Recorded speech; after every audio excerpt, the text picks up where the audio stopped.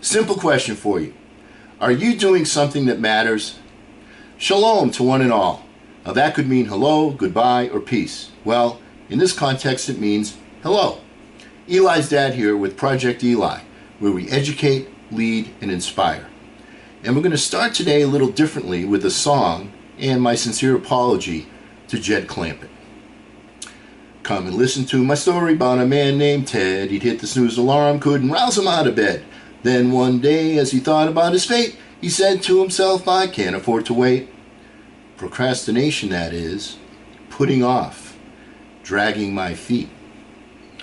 His head started swirling, it really made him pause. All the books he's read said, you need a single cause. Singleness of purpose is the price you've got to pay. Stay away from things that encourage you to play.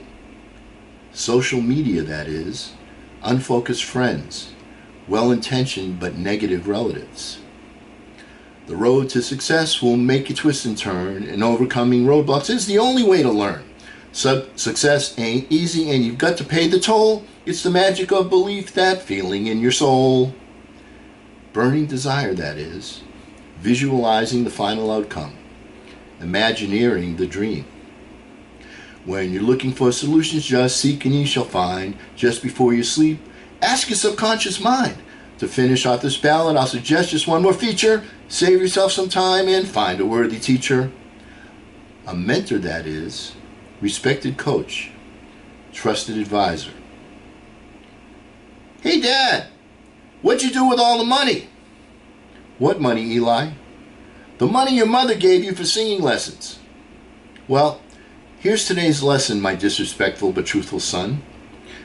Eli, this morning I turned on my TV and the station from last night was tuned in to Bill Nye, the science guy.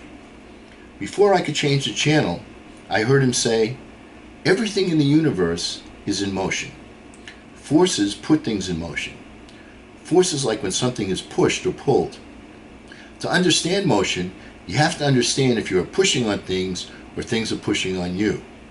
Now here's the thing.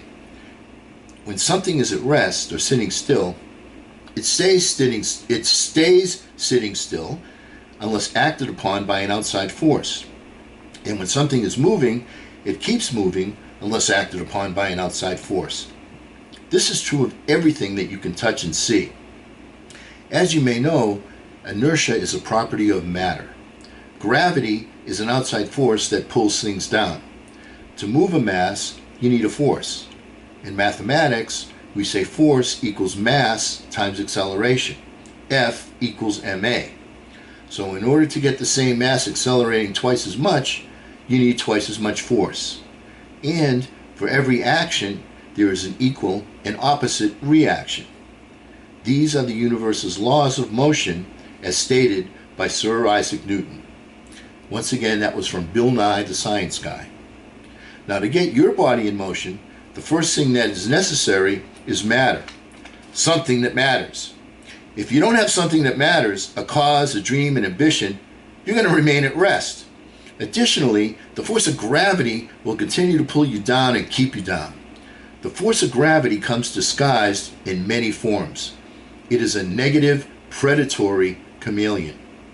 Some of its configurations are fear, laziness, distractions, excuses, maintaining disempowering relationships, I'll do it tomorrow-itis, lack of perseverance, infirm belief, accepting the negative influences of the 95% crowd, and most damagingly, poor habits.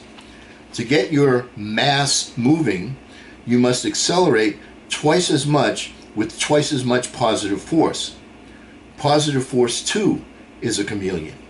It is configured initially through a dream that evolves into a belief and, with proper nourishment, morphs into a burning desire. Now, unlike gravity, which wears you down, the marriage of a burning desire with firm, unshakable belief is the positive union of thought and emotion. This specific union is 2/3 of the holy trinity of success.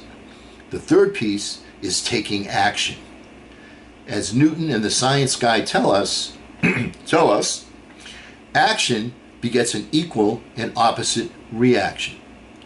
To get a reaction, you must take action. The universe has laws that act consistently and without prejudice.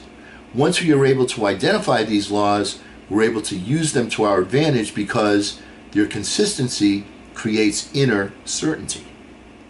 The simplest law is that the universe's creatures have, essentially, two parts to every day. One of these is sleep, and the other is activity. The time frame is roughly divided 1/3 sleep and 2/3 activity. The purpose of sleep is twofold. Number one, regeneration of the body is one product of sleep. Number two, the other product is to dream and imagine while the mind is at rest. This allows the universe's gift, our subconscious mind, freedom to roam, unshackled from our self-imposed conscious limitations. Isn't this when humankind is at its productive best? Isn't this where ideas have their genesis? This can be accomplished by planting a timely seed just before you transition from the state of consciousness to the state of unconsciousness, going to sleep. Isn't this method simple and clearly the intention of the universe? Now, we've been allotted the remaining 2/3 of the day to take action upon these dreams. There is the implied understanding that there will be some trial and error involved to accomplish these dreamt outcomes. The time allotment indicates that. Now, the universe has left us clues and given us simple, but not necessarily easy, methods of implementation. Those without grit need not apply.